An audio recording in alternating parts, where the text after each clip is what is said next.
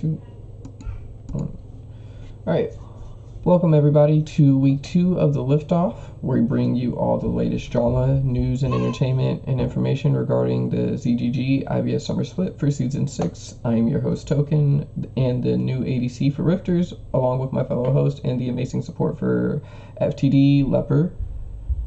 And today, we're going to be talking about the breakdown of last week's matches, the first week of power rankings, and the upcoming matches to look forward to for week 2. So we're going to dive right into the power rankings, which came out, was it yesterday? No, 2 days ago, from Clutch. And, I mean, do you want to talk about the S tier since you are the S tier, Leopard? The only reason we're still S tier after the way we played is that we won last split. If that makes sense. We tried some new shit. It looked really bad. First to frontline totally could have won the one game we played. There was a really... I don't know who else is in S tier, but that's my response. Well, I think maybe the thing is maybe nobody has shown themselves to be S tier. I think we saw a couple teams that could have taken advantage possibly and then maybe falter, but it was week 1, so I'm not expecting everybody to be on their full A game. I just can say that, like, comparative to the past, our mistakes got punished way more than they did in the past, which was really nice to see.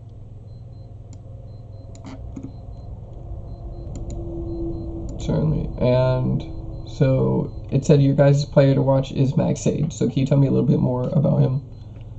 Maxade was introduced to us by our former mid Mustard on My Feet / I Am Groot / Bizet / whatever his name is now with Mr. Addicted to Name Changes. Yes. Originally he's a mid player, and we basically went and the best top we have a player, and he has just kind of dived headfirst into that and has really kind of blossomed and do it. We threw him on Quinn, which is not a champion that I think that most people in the league will play, and he did very, very well on it overall. It was a really good guy, really great guy. So I really don't have too much to say, except I think that people, because he's a new name, people have underestimated him. He's got big shoes to fill because Rampage left. Yeah, definitely. So yeah, you guys were considered the S tier.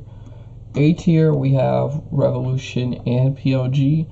I was not expecting VBU to get game 1 off of Revolution, but from what I heard from Lynx and the rest of the team is that game 1 was a bit of a feel-out game, especially being week 1 of IBS.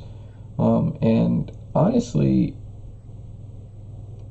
I do think that VBU possibly could have picked up a 2-1, possibly a 2-0. That's no disrespect to Revolution. I think they're a really strong team, but there were certain points of times in every game where Revolution had a chance to take it in games 2 and 3. That being said, Lynx he's their player to watch. Lynx is a really strong ADC. His picks, once they get him on his picks and they funnel resources into him, it's kind of hard to stop him. He just kind of steamrolls the whole game. He knows how to play with a lead really, really strong. And I think that's what Revolution did game 2, game 3. They kind of made sure that, hey, we put more resources into him. He's kind of our win con. And so I think the one thing that I do want to say, just from a differing opinion, because I haven't talked to any of the Revolution guys, the owner of VBU, one Mr. FNC Clutch himself, plays on my gold team, and with us talking about it, his perspective is more of that they kind of controlled the early game very well, and then they could just kind of through, if that makes sense. Yeah. I think that if the games played out differently, like looking at the drafts, looking at the match histories, hearing both sides, this is a series that could have gone the other way.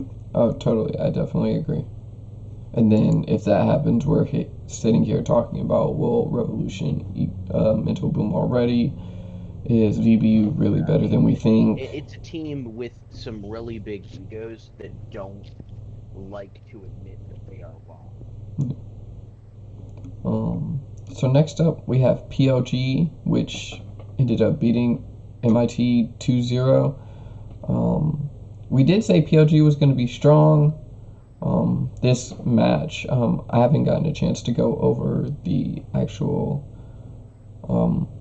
I have the VOD files that I'll try to stream at some point and commentate on.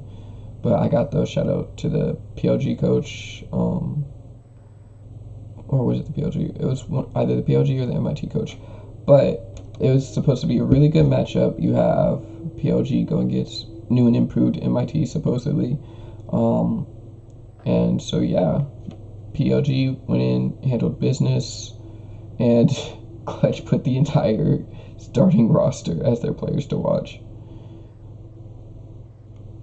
One of the big questions coming into the next week, and I know us going over the power rankings is kind of cutting into our later content, but yeah, that's fine. Yeah. That one of the big questions is will Killer Unicorns be able to even play this Sunday? Is he smurfing? Question mark. I don't mean it that way. He has to finish out his promo series in a legitimate manner, and then if he finishes his promo series, he needs to play 5 ranked games. And if he enters into a promo series again, he needs to complete that promo series before being able to play. Oh, yikes. Yeah. So, for anybody that's watching, you can't play if you're in your promos. You gotta finish your promos before you play.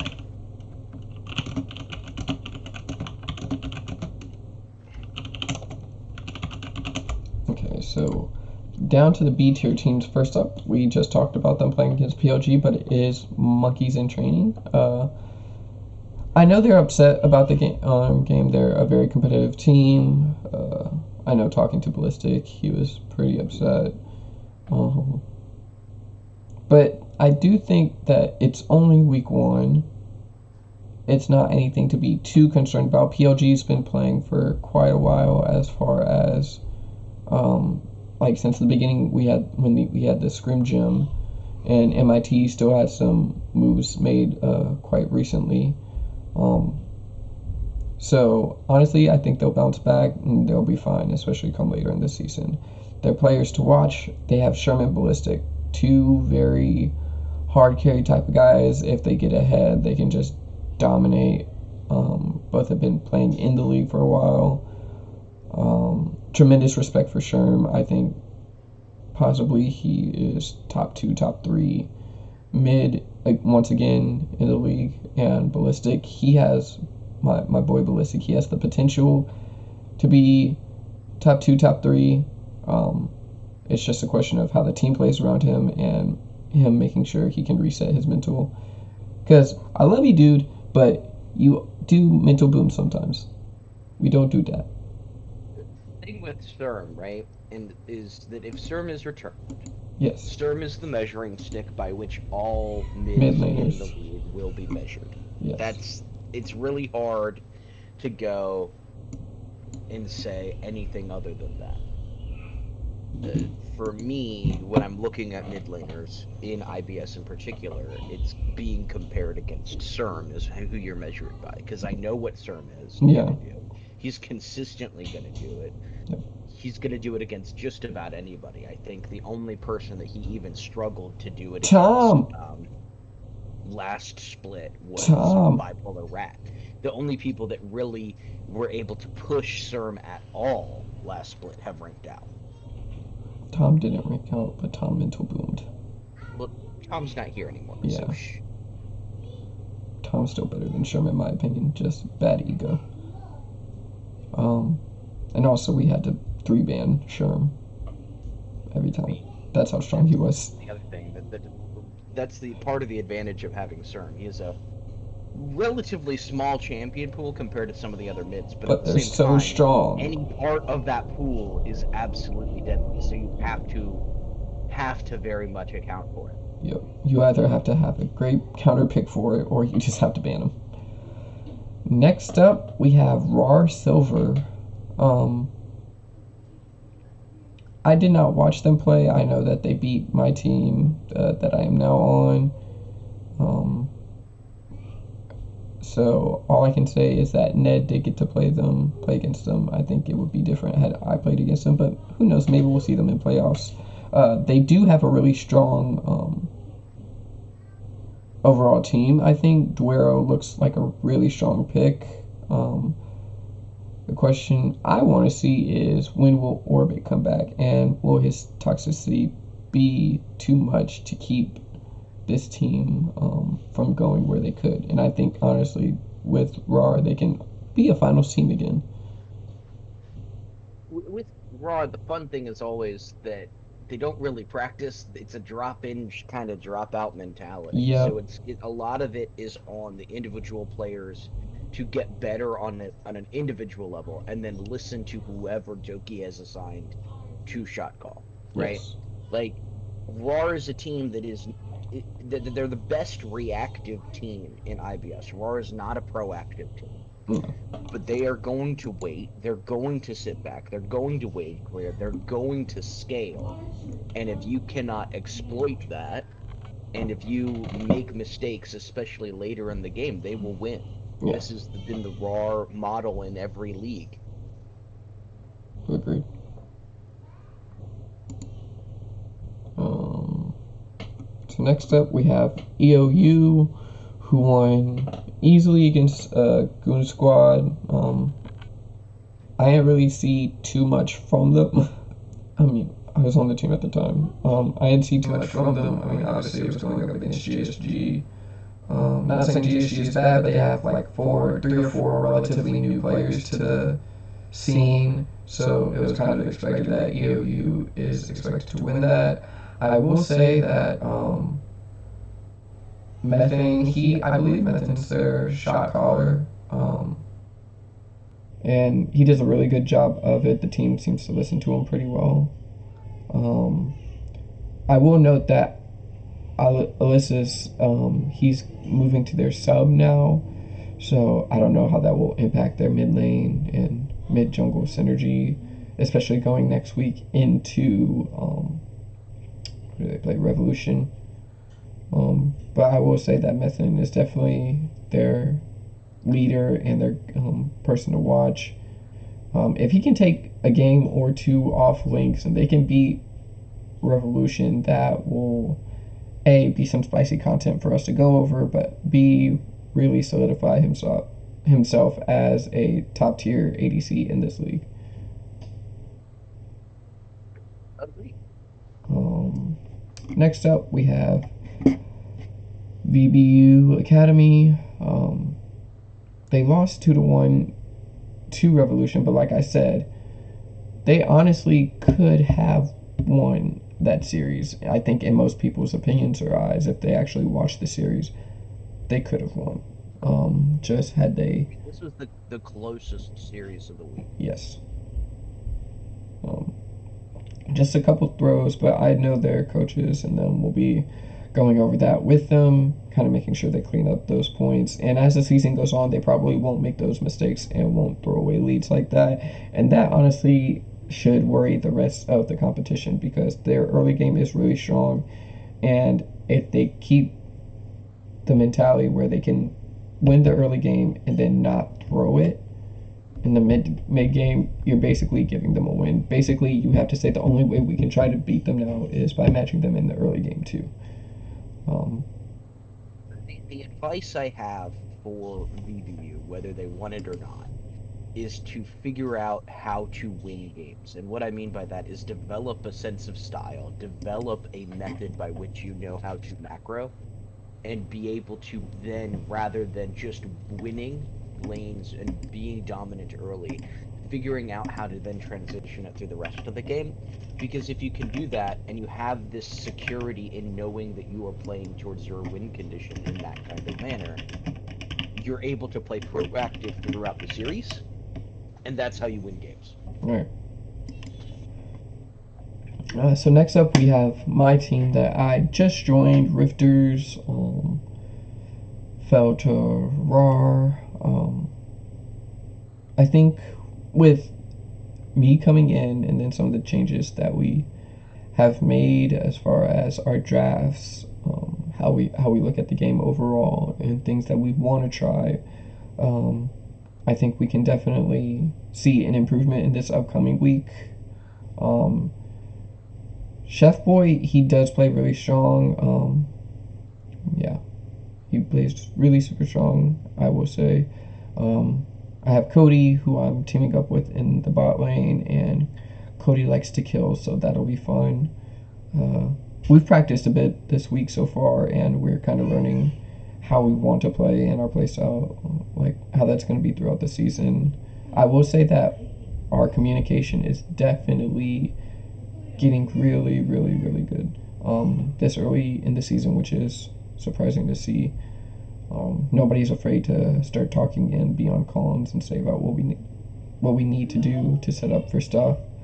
And like I said, we're just cleaning up draft and stuff a little bit. I think things that we're worried about is like trying to play the meta or stuff like that when you have to remember. I think this is key for every team to remember. This is IBS. Sometimes the meta doesn't fucking matter. When you're playing your comfort picks and things that you're comfortable in, comps that your team knows how to execute really, really well and at a high level, that's what matters at the end of the day. So I am excited to be playing GSG this week, and we shall see how that goes. Now, Leper, it is time for your owned organization. Yeah. That you just beat. Oh, wait. You sound really low. Hold on. Why do I sound really low? Sorry. Yeah, there we go. Much better. Okay. Yeah, first to frontline, they almost beat us. In the one game that we played, because they had an absolute monster disconnect in game one. Mm-hmm. Like, we started the game, there was a 15-minute pause in addition to about a 5-minute loading screen. Oh, jeez. And their jungler was not able to come back in that time, and they basically went, we can either FF or we can remake with the sub jungler, and either way, that feels shitty to everybody involved, you know? Right. And we felt that the FF was the less shitty thing, you know what I mean? Yeah. But in the one game, it was very close. It ended with only about a 3k gold lead, realistically. It was really, really back and forth.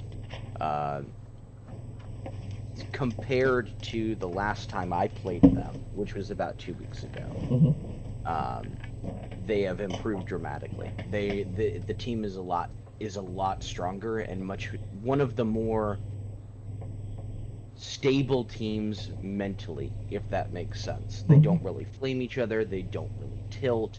They understand that they're underdogs, and they understand that going in, so that it's easy for them to start exceeding expectations, right? Which is really, really good.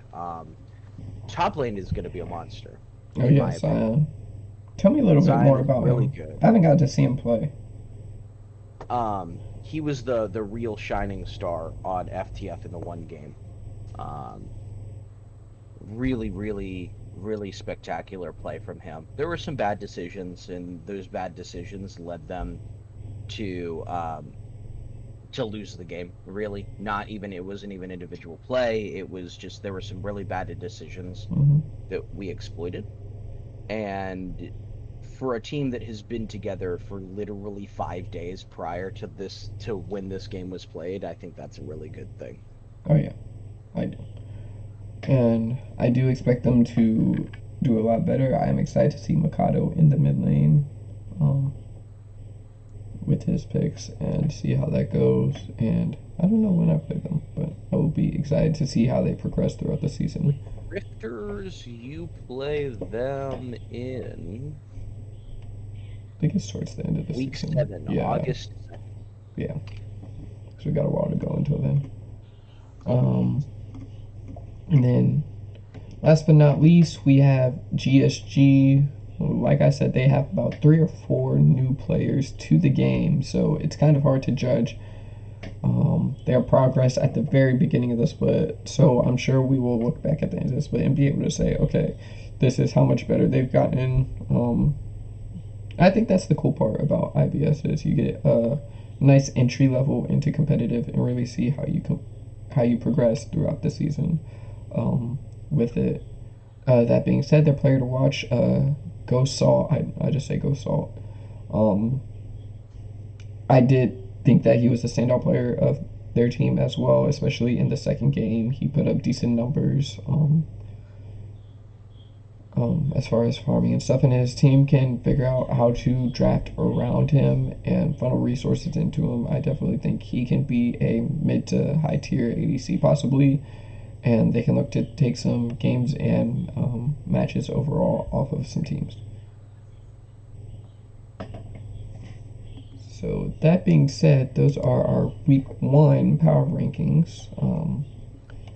The matches, we went over Feed the Dream Black, 2-0'd FTF, but it was a close area. One game was due to FF. PLG beat MIT 2-0.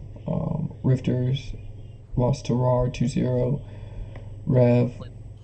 Surprising one of the day for me was Rifters versus RAR. Yeah, I was expecting maybe a 2-1, maybe. Yeah, and I was expecting Rifters to come out on top. Is my honest expectation of that series prior to it. Yeah. So yeah. Yeah. Nothing too surprising overall. Yeah. Yeah. And so now going into week 2, we have VBU playing PLG, RAR playing FTF, Feed the Dream is playing MIT, GSG is playing Grifters, and EOU is playing Revolution. Which I find interesting. All these games, wait a second, are all, oh yeah, so pretty much all except one, 2 games, one of the losing teams is playing a winning team, but GSG versus Rifters is 2 0-1 teams, and EOU and Rev are both winning teams. But I do find this week to be a little bit more of a toss-up than last week. Like I said, VBU easily could have beat Revolution had they not thrown their leads, and so basically if they can shore up any of the issues that they had last week into PLG, they honestly could possibly take the series off of them, which would be something that people weren't really going to expect, I think. FTF plays RAR, assuming they don't have any disconnects or anything. If FTF I could see a world where FTF beats RAR just because RAR is so volatile and unpredictable, as is the way. That just looking at this point in the season, I feel that FTF has a better idea of how to play mid to late game in terms of proactivity than RAR does. Gotcha. I think that's going to be the key there. It's RAR, so it's difficult to draft against because you have no idea who the fuck is going to play. Absolutely. You guys are playing MIT, which means you are going up against Sherm and Ballistic. And Mr. Colonel Cannon, who shit on our faces in Colonel last split. So good old Colonel. So it'll be interesting. It'll be an interesting. That'll be an interesting draft for you. I'm sure you are enjoying the work for that. That's the fun part. Drafting against monkeys is always a fun experience. Yeah. We play Rifters next week. We have started me and Dex started working on draft stuff last night. And I think the rest of the team is aware and been working on it too. So we definitely have some moves for that. And EOU gets to play Revolution. That will probably, that'll definitely be one to watch. It'll be Methan versus Revolution. Hey, Herb, are you playing against... Are you starting this week, or are you... I know you're in the chat. Are you starting this week? Because I would like to see you and Methan versus...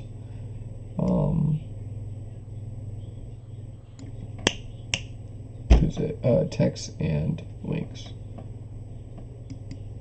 Because if Lynx loses to a 15-year-old e-girl, that would be molding, and that provides for more banter for me. Overall, I think it'll be a strong match. Overall, this week looks a lot more difficult for the teams that won last week, and for the teams that lost, it gives them a chance to bounce back and really give themselves a boost going into week 3, which I'd say weeks 3 through 5 is kind of where you see teams either start to get away from the pack, or teams start to stumble and falter. Any predictions on your side, Leper, for next week? Don't have any predictions, really. I'm not the greatest predictor. Because a lot of these are, in my mind, are really close, right? Yeah. I think the biggest gap is the GSG Rifters series, in my opinion. Mm-hmm. I think that one heavily favors Rifters. Yeah. And you could say that Revolution is favored in that match. Oh, yeah. You can say that Pendulum is favored in that match. Yeah. But I think that both EOU Sunset and Valor Bulls United Academy have better chances of upsetting than Goon Squad does. Yeah. I think that RAR and FTF may be close. Yeah. It may be a blowout. I don't know. Yeah. That's a toss-up. I want to say 2-1, but I don't want to see a 2-0. I'll put it that way. I want to see a 2-1. I think that FTD and MIT is the closest series of the week. Oh, yeah, for sure.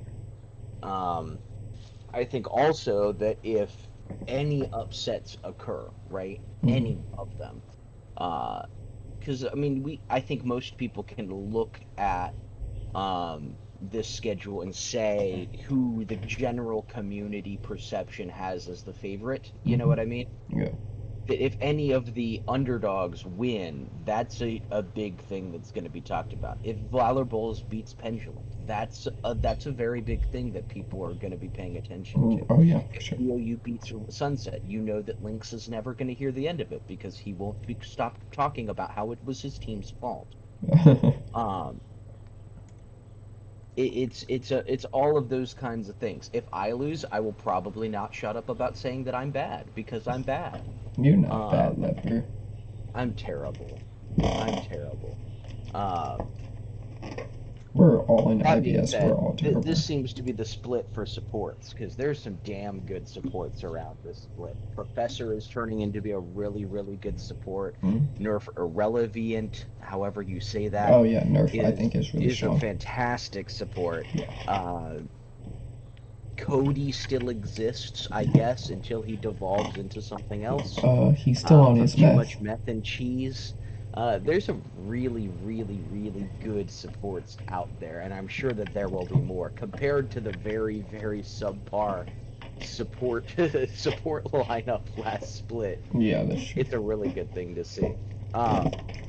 Anybody could win the Sunday. It's week 2. Oh, anybody can win. Definitely. And I did just get a confirmation from Herb that she will be starting against Tex, but Methan won't be there. It'll be their sub Crawford going against Lynx. So it should be an interesting match. But yeah, so thanks guys for being here. One quick thing for next week, anybody that's watching or anybody that watches the replay, if me and Leper are looking for 3 other people to do a end of the split predictions for next episode. So if you'd like to do that, just DM me about it. We do this Thursdays at 11 a.m. And I'll be contacting you about the Google Sheet for that stuff to put your picks in and stuff and be ready to talk about it. Don't forget to catch the IBS games this Sunday starting at 8. I'm pretty sure most teams will have their own stream, which is a good thing. I think that's one thing last split that could have been improved on, that was definitely done this way, is that pretty much every team is streaming their games so they can look back and stuff. So yeah, I'm Token. This is the chillest admin in ZGG, I think. Leper, bit of self-deprecator himself. But until we see you Thursday or you see us on the Rift on Sunday, thanks for watching, guys. So long. Thank you, guys.